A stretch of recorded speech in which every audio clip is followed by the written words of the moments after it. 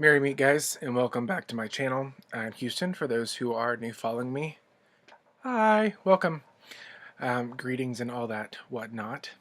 Tonight I'm going to do a 17 Witchy Question Tag started by Ravenflower. I've seen so many of these videos around, and I did the one last year, and I wanted to put my input in on this one this year. So if you see me looking over to your left, my right, I have the questions on my screen on the other side, so please don't take offense that I'm ignoring you or answering my phone, or, well, my phone is on, but whatever. So in the comment section below, I will post the questions, and I will also post the link to her video. So if you guys have not watched it, I recommend you guys watch it and do the tag with me. So, tag, you're it. Ha. Alright, so the first question is, when times get tough, do you fight or take flight? For me, when times get tough, I try to put on this persona where I'm going to fight. And most of the times I do, but there are some times where I do kind of take a step back and kind of regroup myself. So it's kind of depending on the situation, I fight, or depending on the situation, I, get out of it, depending. So I know that was kind of an iffy answer. Didn't really answer it, but. Number 2, is there a certain color you connect with? I connect really deeply with purple. Purple, silver, and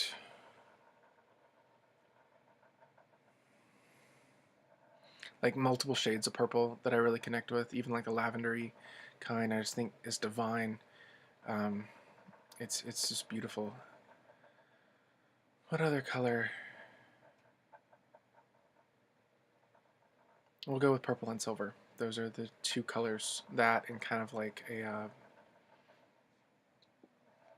teal green. A teal blue. Not teal green, teal blue. I'm sorry.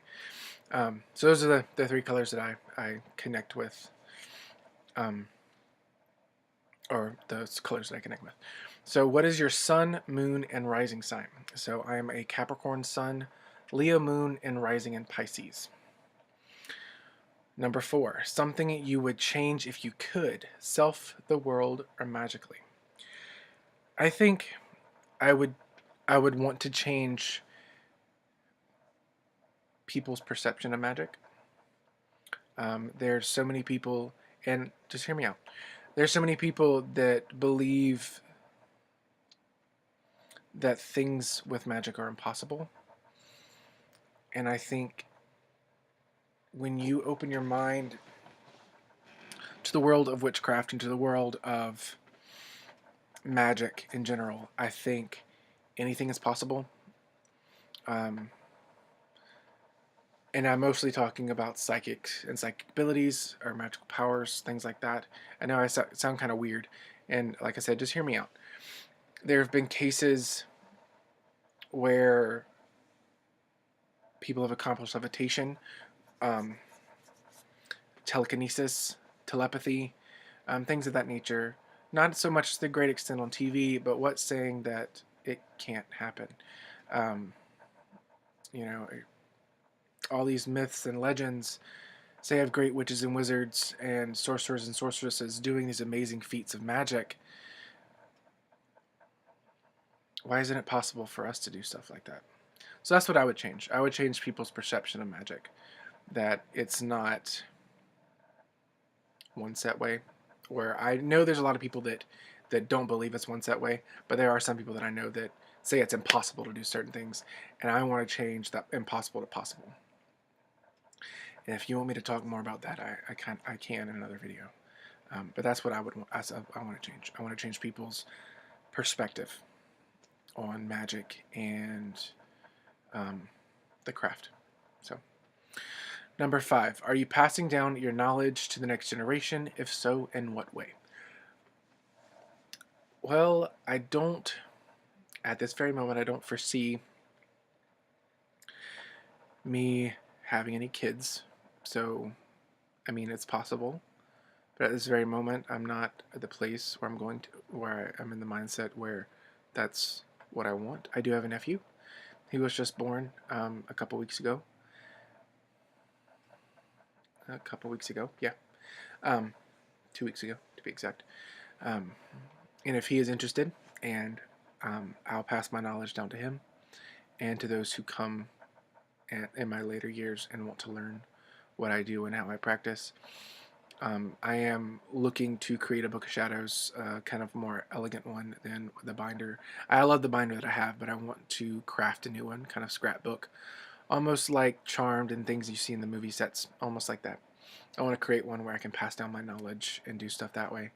And also, my YouTube channel is also a great way for me to pass down my knowledge, where young practitioners or people who are new to the craft can watch my videos and hopefully learn something from them.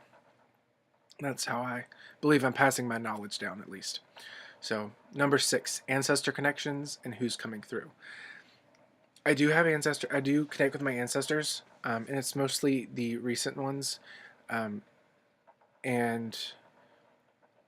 when I say recent, the ones that I know, they come through loud and clear because I know their energy. I'm sorry, I have to get comfortable again. The ones that come through a lot would be my mom's mom, my Meemaw. I was 6 when she passed away, but there are times when I am super stressed out and like on the verge of having a mental breakdown. And how I know that she's with me is, I'm tearing up now. How I know that she's with me is there's a song that plays in my head, and it's not a song that I hear on a regular day basis, so I have no explanation for it. But it's "You Are My Sunshine," and when I hear that song, I don't. When a song pops in your head, you try everything and anything to stop it because it can get annoying. But this, for me, I let it play out through the end, and I feel this warmth and love come over me. Sorry if I teared up. Actually, my mom, 3 years ago, 2 or 3 years ago, she gave me a plaque that I have on my wall that has the words to the song. And when I opened it up, I apologize again. It's a touchy subject. Super emotional. Talking about signs, I have a ton of water in my astrological chart, so I get super emotional about certain things. But when I opened it up, we both started crying because we knew the connection. So yeah, my mother's mom comes through. I've had my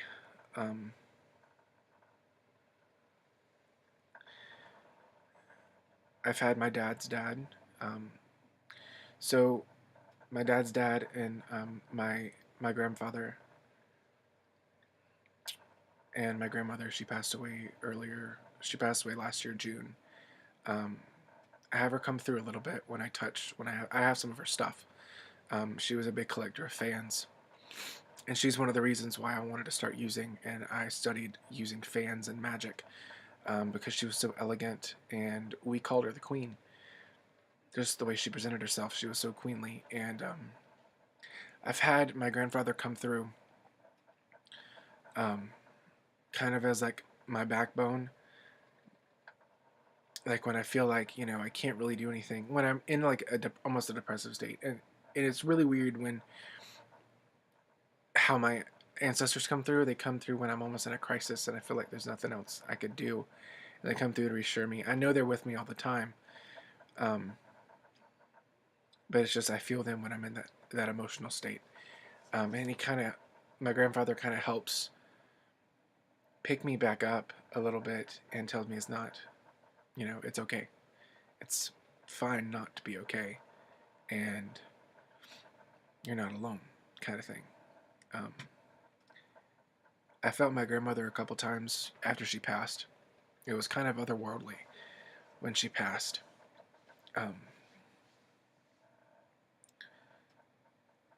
We didn't know when we weren't there. Me and my partner weren't there at the hospital. For those of you guys who don't know me, I live about 2 hours away from my hometown and my family. I moved to Charleston for college, and I've stayed here since. It's just that my hometown is kind of a farm town. There's not really a lot for me to do there. So I thought living here in Charleston, there'd be more opportunities and things like that. Um, but with that, I'm away from my family. So I didn't know when I knew when she went to the hospital, but I didn't know when she passed until my dad called me a couple hours later. And we went down for the viewing and the funeral, and everything was otherworldly. It's, but she's come and visited me a couple times, and I really do apologize for making that. We're only on question 6. We got 11 more to go. But yeah, the people who come through to me um, on a more frequent basis is my Meemaw, my mom's grandmother, my dad's, my mom's mother, and my dad's father and mother.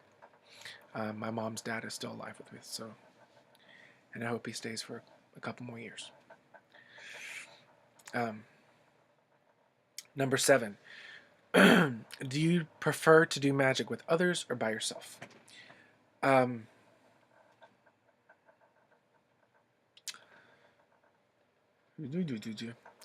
It all depends. Truthfully, I've been in a couple groups here in Charleston, and they're fantastic for celebrating Sabbats and Espits and coming of age ceremonies and things like that. They're beautiful, and the experiences are fantastic. But to work on spell work with people who may not have the brightest intention, I think that always fizzles out. For ritual wise and for Sabbath celebration, I think the group celebrations are fantastic. I don't celebrate every Sabbath, so, but doing magic together, there's only 2 people that I do magic closely with, and funny enough, they're both women.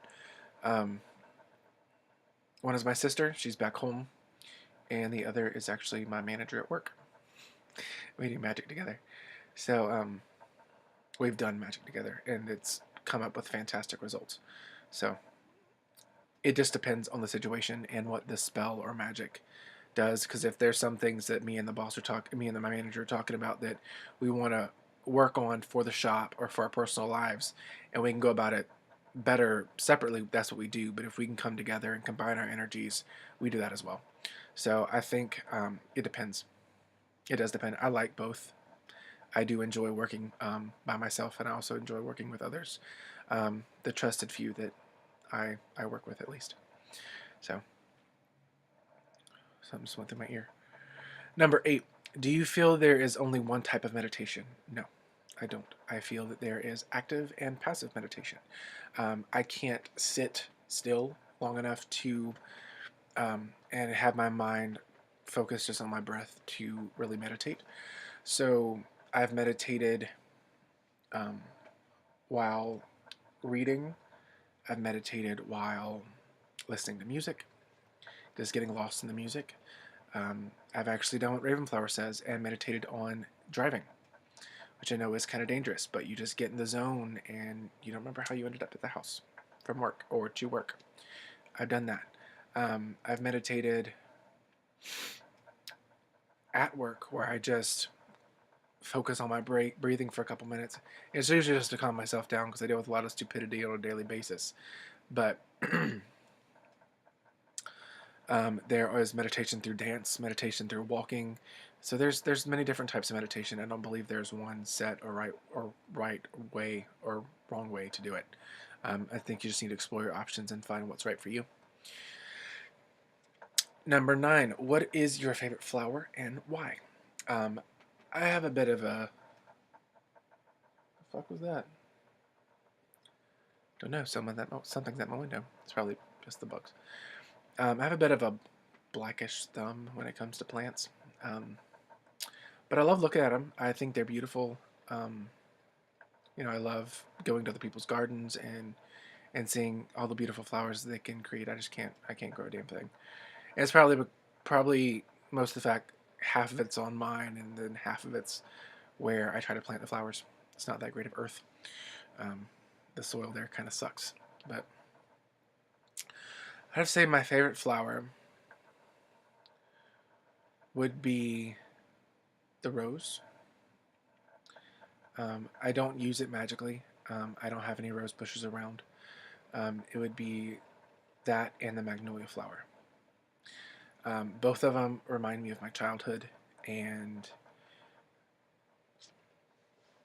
they remind me of nostalgic memories. We back home, we had two big magnolia trees, and they would bloom these beautiful flowers, and then the burrs, um, the seed things would drop down. And you have to be careful because those bastards hit you on the head. That they hurt. Um, and we also had both sides of my family. They grew roses. Um, yeah, my grandmother had roses. My dad's side of the family and my mom's side of the family had rose gardens, and we have a small rose garden back home. And I just think they're so beautiful to watch bloom, and it's just they're just it's a beauty. It's magical. So those are my two favorite flowers. There's probably more that I could list, but at the moment that's all that's coming to mind. So number 10, have you tried a new form of divination this year? Yes, I have. Actually, I have. I joined this challenge, a hoodoo challenge, this year, and it's 52 weeks of hoodoo lessons and learning more about the practice of hoodoo. And this may not be hoodoo oriented, but the method of divination that the teacher recommended is called Urim, Urim, and Thurim, Thummim, Thummim. Um, so it's the black and white stone. You have them in a bag. You think of the question while shuffling in the bag, and you pull out a stone. The black means yes, the white means no. And for the black, I have snowflake obsidian, and the white, I have white howlite. So I use these when I need a yes or no question. That's my new form of divination that I've learned this year. Um, it's fantastic. It's almost like, it's kind of like the same idea as drawing a white or black stone. It's kind of the same thing, yes or no. But it's pretty interesting what you can get at random.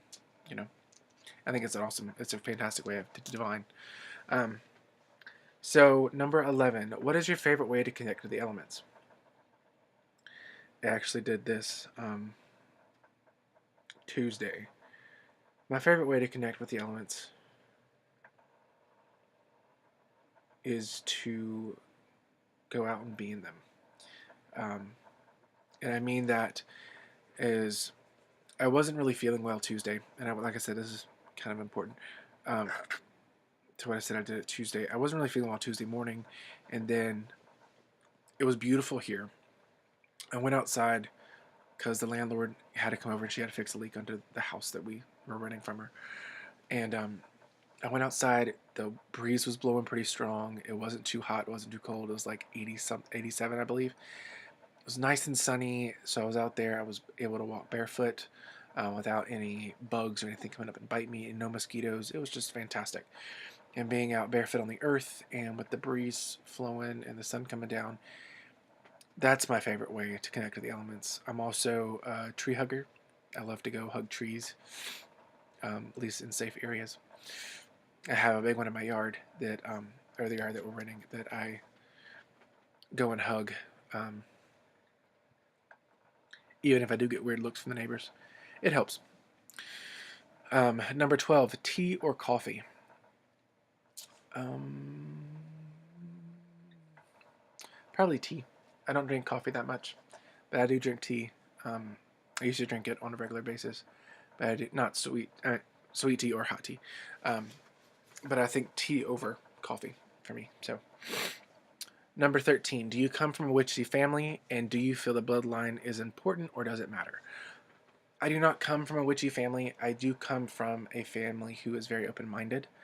Um, I know a lot of my family has found out that I've mostly ejected myself out of the broom closet when I went to Facebook and I added my family on Facebook, and they found out. They didn't really have a lot of problems. They had a lot of questions, um, but they've never um, criticize me or look down on me because of what I practice and what I believe. And they've always been extremely open-minded to my beliefs. And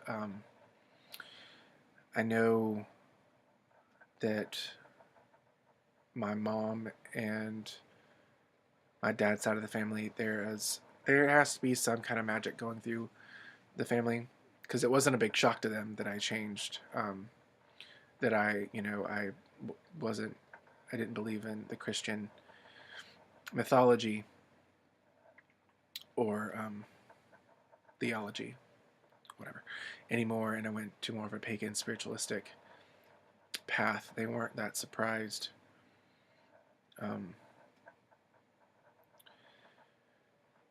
So my mom and my mom's mom and my dad's mom had the ability to talk the fire out of a burn, and my mom has the healing touch. So I don't know if you would say it's a witchy family, but there is, like I said, there is magic running in my family, and so yeah. Do I think bloodline is important, or does it really matter? I think it depends on the person. I don't believe bloodline matters if it comes to your authenticity as a witch. Um, I don't think people have the.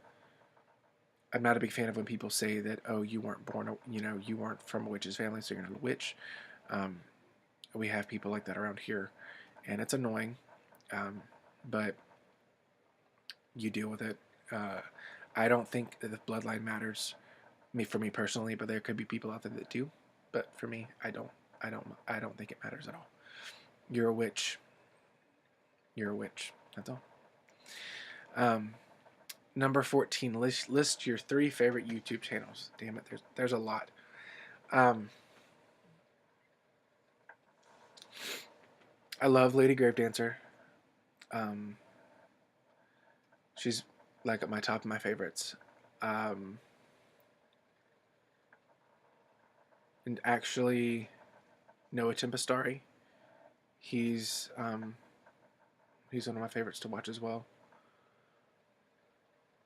I just subscribed to Ravenflower recently, so I haven't really watched a lot of her videos, but she's awesome. And I'll do one more because I don't think the last one really counted. I mean, it counted, but I want to do one more.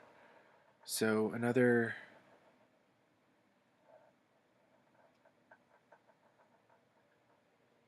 I think Kellyanne Maddox. I think her YouTube channel is fantastic, and it's very.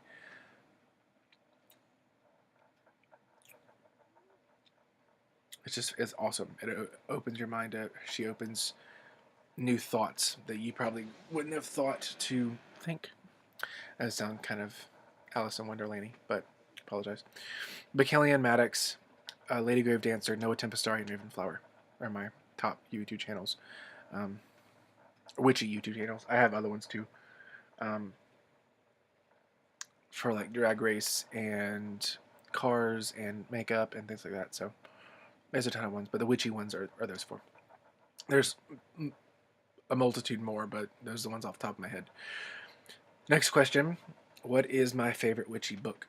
Which is also another hard question to answer. I have a series on my channel that's called The Book Witch, where I review a ton of the books that I've read and my experiences with them. But my favorite witchy book.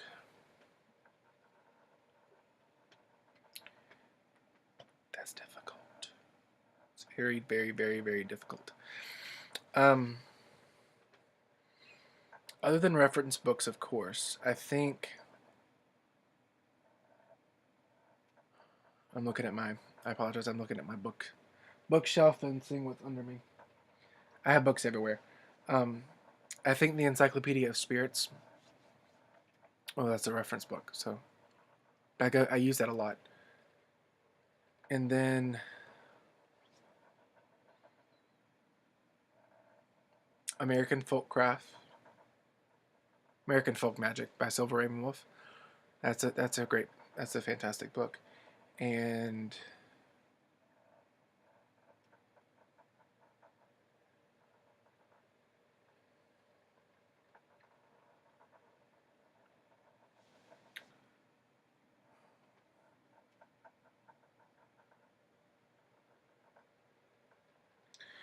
I'll use those. So American Folk Magic by Silver Ravenwolf and The Encyclopedia of Spirits by Judica Isles. I'm going to list those as my 2 favorite books. I know the Encyclopedia of Spirits, I've did a YouTube, I've done a review on that one, but I don't think I've done one on American Folk Magic. So. Number 16, an herb you haven't worked with yet.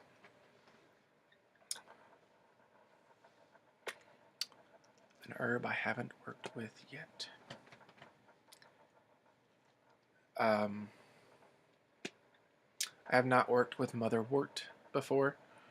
I have not worked with fennel seed. I'm just thinking of things that I've heard other people use, and before I have not.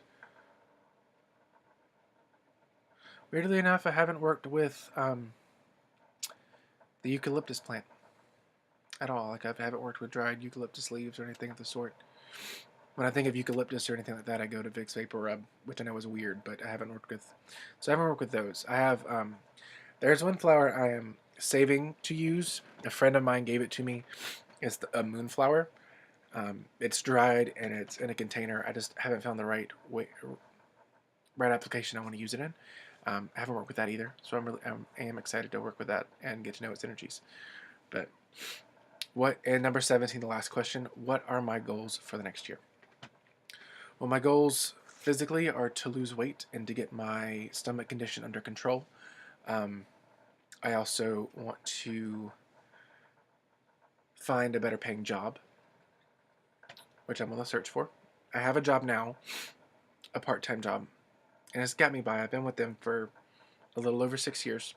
I'm the assistant manager there, but I need something with it's a little bit more salary based than hourly, I guess you could say. Something that'll help me, I also want to go back to college, but that's not going to happen this year. That'll happen after I get a better job. So lose weight, get control of my health, find a better job, and move out of the trailer that we're living in now. So those are my goals for this year. I like to do them in 3. But yeah, I hope you guys enjoyed this video. I know it was kind of long, and I tag every one of you. I will will put the questions below in the description box, and I look forward to seeing you guys' videos. Many blessings, guys. I'll see you guys in a little while.